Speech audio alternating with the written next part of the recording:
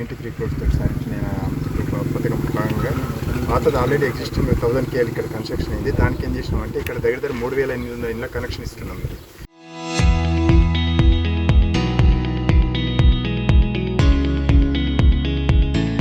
3800 into 5 members ఇస్తున్నా కానీ దగ్గర మనకు 20,000 పాపులేషన్ సరిపోయే కెపాసిటీ మన డ్రింకింగ్ వాటర్ ఈ సమ్మర్లో మనం అందరికీ లేని వాళ్ళందరికీ కనెక్షన్ ఈ అమృత్ 2.0 కింద ఫ్రీగానే కనెక్షన్స్ ఇస్తాం అన్నట్టు. ఇప్పుడు ఈరోజు మేడం గారు ఇనాగ్రేషన్ చేసిండు. అందరికీ ఇప్పుడు వాటర్ ప్రాబ్లం మాత్రం ఇక్కడ లేకుండా అయిపోతుంది.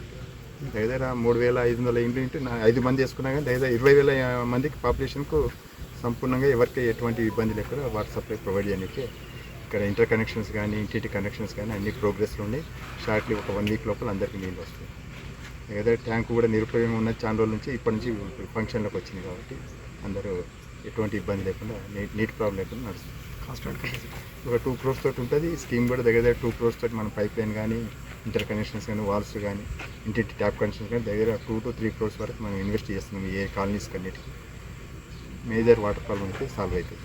మేడం గారు ఇనాగ్రేషన్ సిద్దిపేట పట్టణంలో మన హరీష్ రావు గారి సహకారంతో మిలన్ గార్డెన్ దగ్గర మనము ఇవాళ మిషన్ భగీరథ నీళ్లు ప్రారంభోత్సవం జరుపుకోవడం జరుగుతుంది.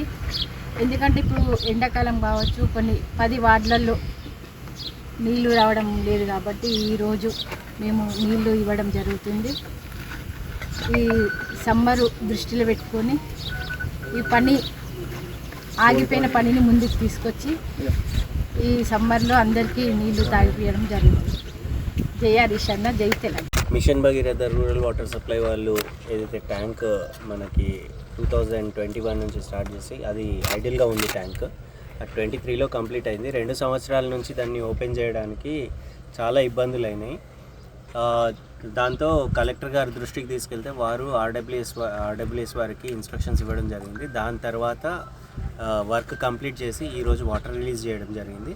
ఈ నీటితో మనకి ఈ వార్డ్ 3లో ఉన్న 7 నుండి 8 కాలనీస్కి నీరు అందుతుందని ఈ సందర్భంగా తెలియజేస్తున్నాను.